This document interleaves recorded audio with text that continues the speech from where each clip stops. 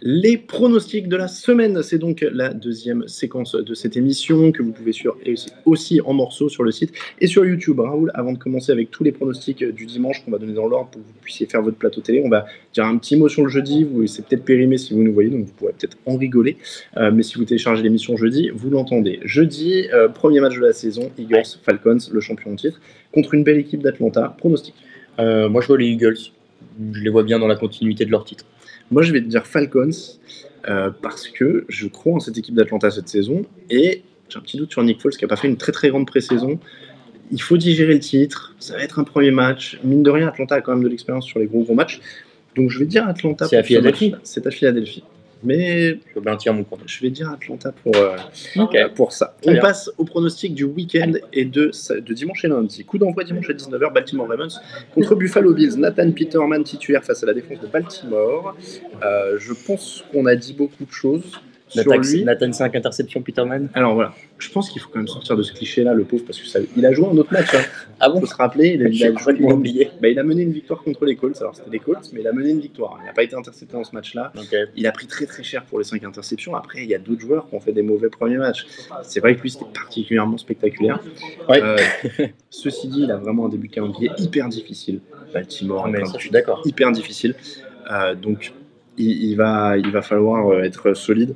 Je vais parier Baltimore quand même. Moi aussi. Mais soyons pas si méchants avec Nathan. Non, mais c'est pour la blague. Et finalement, de commencer par un truc hyper dur, ça va peut-être l'endurcir et peut-être lui donner de l'expérience très vite. Donc, c'est pas plus mal.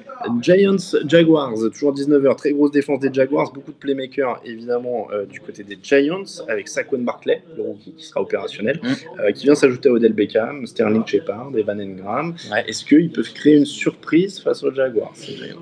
Non. Non, la réponse est claire. Non, parce que malheureusement, je pense qu'il y a toujours l'inconnu Eli Manning et que face à la défense des Jaguars, ça va être trop compliqué pour eux, pour un match de reprise. Odell Beckham Jr., ça fait longtemps qu'il n'a pas joué non plus, donc j'ai du mal à y croire. Ça va être un peu force contre force avec l'attaque des Giants pleine de playmakers, la défense des Jaguars pleine de playmakers, et on ne sait pas trop ce qu'on a en attaque pour Jacksonville qui a perdu des receveurs, et on ne sait pas trop ce qu'on a en défense pour New York qui change de système et qui a perdu des joueurs. Donc voilà, pour la continuité de Jacksonville pour moi aussi. Ouais, pareil. Saints, Buccaneers, beau choc de la NFC Sud, sans Jameis Winston, suspendu pour 3 matchs. Ouais. Tellement plus de puissance et de régularité chez les Saints, bien sûr, évidemment, mais petite stat quand même. New Orleans a commencé par 2 défaites l'an dernier, par 3 défaites l'année d'avant, par 3 défaites en 2015, par 2 défaites en 2014, et donc il faut remonter à 2013 pour une victoire en match d'ouverture. Est-ce qu'ils vont stopper la série ? Je pense que ça dépend vachement des oppositions, donc là en l'occurrence ça me paraît tout à fait à leur portée, sans Jameis Winston encore plus. Ce serait un peu une contre-performance de perdre ce match-là de la part des Saints. Donc, pronostic Saints pour tous les deux. Patriots, Texans, on a dit tous les deux Patriots. On a dit Patriots. Vikings, 49ers, ça aurait pu être l'affiche de la semaine aussi.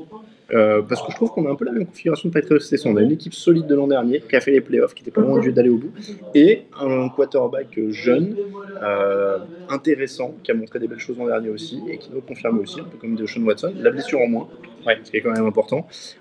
Clairement, c'est un gros test pour Jimmy Garoppolo. Là, tu peux difficilement faire plus gros test. C'est clair. Et pour le coup, lui, je trouve pas que ce soit une très bonne chose de commencer comme ça, contrairement à ce qu'on a dit pour Peterman. Je pense que Garoppolo, il aurait peut-être besoin un peu plus de confiance dans une équipe qui est un peu plus brinque-ballante. Tu dis que c'est un peu comme les Patriots. Le truc, c'est que Kirk Cousins, il arrive dans une équipe, ils n'ont jamais joué ensemble, mais ça peut être tellement explosif avec les receveurs qu'il a. Si le jeu au sol montre ce qu'il a commencé à montrer en début d'année dernière, et si lui a le niveau qu'il a eu à Washington tout seul, ça peut être très très très fort. Et je pense que pour San Francisco, la marche est trop haute. Bon, Vikings pour tous les deux. Dolphins Titans, pour l'instant, on n'a pas de pronostic différent. Celui de jeudi soir. Dolphins Titans, match du retour de Ryan Tannehill après une saison blanche qu'on a complètement oublié. Ryan Tannehill. Les Titans sont un groupe quand même plus homogène, mais ça reste. Je sais pas, parce que Grégory nous disait, par exemple, dans l'émission de preview, que lui, il croyait pas mal aux Titans. Moi, j'ai toujours un peu plus de mal à m'emballer pour eux, donc j'ai tendance à dire qu'ils peuvent perdre ce genre de match. Après, ils sont quand même plus solides dans l'ensemble. Plus solides, et puis de toute façon, Ryan Tannehill, on l'a oublié l'an dernier, et je pense que cette année, on risque pas de s'en souvenir beaucoup non plus. Non, mais je veux dire, ça fait 4 ans qu'on dit c'est l'année prochaine. Là, il sort d'une saison blanche, c'est-à-dire qu'il a plus le rythme. Pour lui, c'est terrible, mais c'est arrivé au pire moment et je pense pas qu'il réussira à franchir le cap. Donc on verra. Voir ce que peut donner le jeu au sol du côté de Miami. Et encore. J'ai peu d'espoir sur ce match-là pour les Dolphins, donc je vais aller avec les Titans aussi. Pardon. Titans pour tout le monde. Colts Bengals. Là encore un retour. On dirait qu'il y a beaucoup de retours, mais peu entouré face à des Bengals. J'ai dit dans les previews, mais j'y crois pas au bout. C'est vrai, ouais. Mais je trouve qu'il y a un effectif solide. Tu veux dire qu'ils peuvent gagner un match de playoff? Je sais pas. Ah, c'est dur. Déjà, je pense qu'ils peuvent y aller, ce qui n'est pas le cas de tout le monde. Ouais. Mais moi, je leur donnerais, là, déjà dans ce match, Gino Atkins contre la ligne d'Indianapolis, par exemple. Ouais, sac gratuit. Voilà. Sac à volonté. All you can eat. A priori, on y va.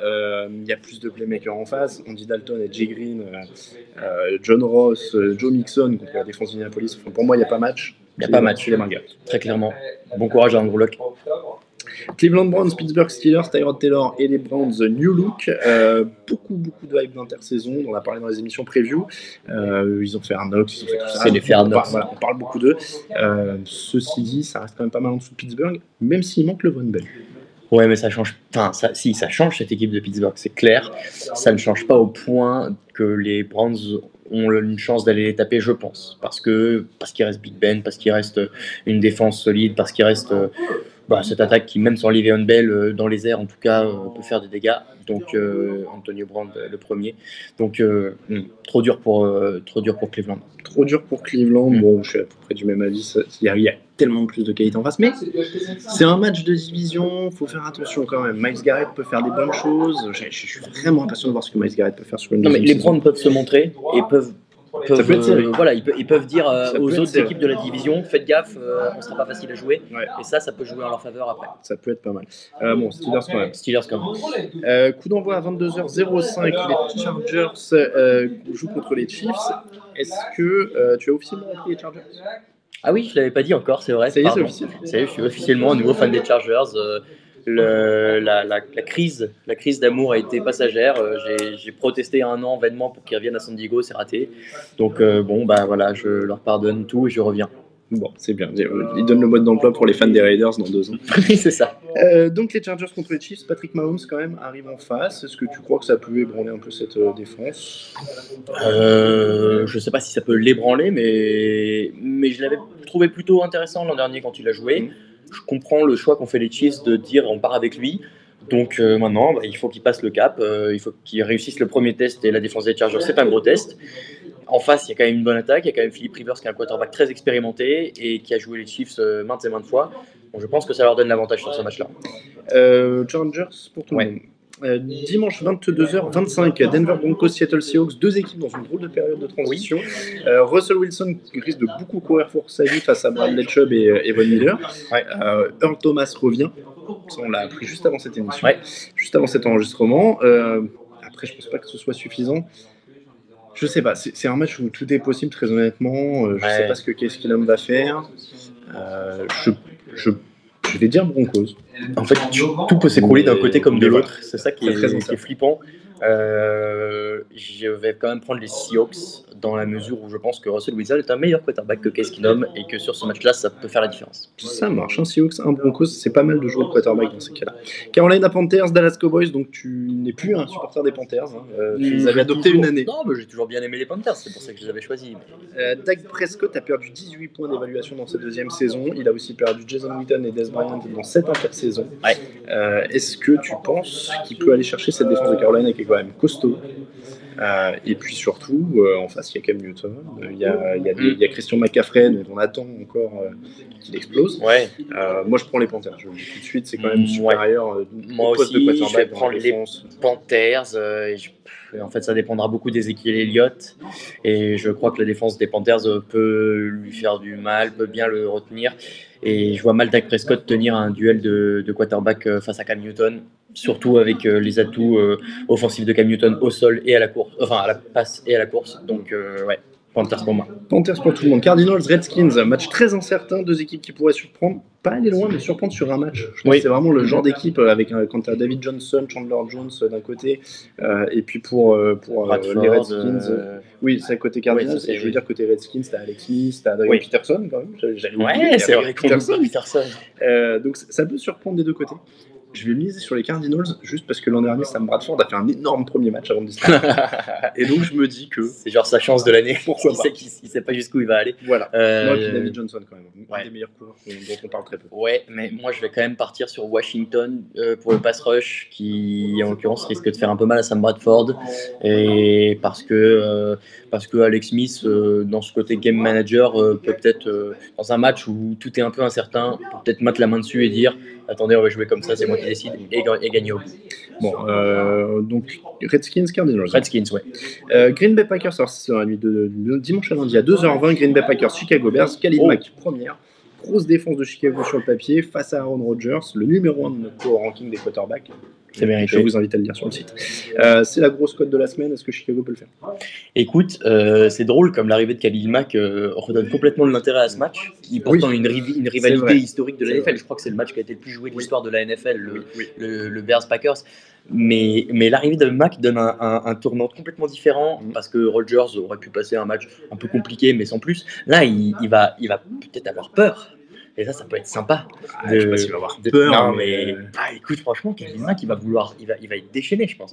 Moi, lui, j'arrive à être déchaîné pour montrer déjà que les Bears ont eu raison de le prendre et que les Raiders ont eu tort de s'en séparer. Donc, franchement, ça peut être hyper rigolo. Maintenant, je pense que si ça se joue uniquement là-dessus, les Packers ont quand même un peu plus d'arguments. Quoique le jeu au sol de Chicago, il y a le jeu au sol intéressant. Donc, c'est comme ça que tu maîtrises un match, et que tu enlèves le ballon des mains de Rodgers. Oui, mais ces genres de matchs-là, ça marche quand les deux quarterbacks sont des quarterbacks normaux ou pas trop mauvais. En l'occurrence, Rodgers, il peut toujours jusqu'au bout te renverser un truc incroyable. Mais ça peut être plus serré que prévu.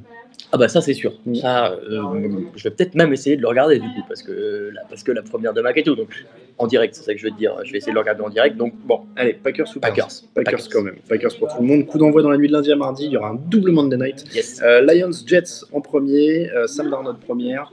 Là, ce serait une surprise s'ils gagnent. Est-ce qu'ils peuvent le faire? Non, je pense pas. Il y a des trous à Détroit, mais il y en a un peu plus à New York. Belle allitération. Non, je pense pas, et surtout je veux bien voir l'effet Matt Patricia sur les Lions qui avait beaucoup de talent l'an dernier mais qui manquait clairement d'un meneur, qui avait pas beaucoup d'âme en dehors du terrain, et là avec Matt Patricia qui on sait est capable de pousser des grosses gueulantes, disons-le clairement, j'ai envie de voir les Lions un peu step up par rapport à l'an dernier et battre ces jeunes Jets menés par Darnold. Et puis le dernier, Oakland Raiders, Los Angeles Rangers, encore tiens, Saint-Louis. Super Monday Night Californie, il va falloir que je m'y fasse quand même ça. Attends, Saint-Louis quand même, j'étais en train de dire de quoi il parle. Non, ça fait longtemps maintenant, c'est bon. Bon, les Rams ont quand même beaucoup plus d'armes que cette équipe des Raiders. Est-ce qu'ils peuvent survivre à l'orgueil après l'échange de Mac, après je pense que les joueurs vont vouloir prouver que sans Mac ils peuvent s'en sortir. Le terrain leur montrera que non, je pense. Bon, là, il y a beaucoup trop de monde à Los Angeles. C'est très fort à Los Angeles. Il y a Aaron Donald, il y a des deux côtés. Il y a Gurley. Ah ouais, ça va être très très fort. Ça va être un peu le show là. Le Greatest Show on Turf peut être de retour le lundi soir. Rams. Et on vous rappelle, avec cette séquence qu'on mettra en ligne séparément sur le site, on mettra aussi les pronostics de Grégory et Raphaël quand même. Bien sûr. Parce qu'on continue.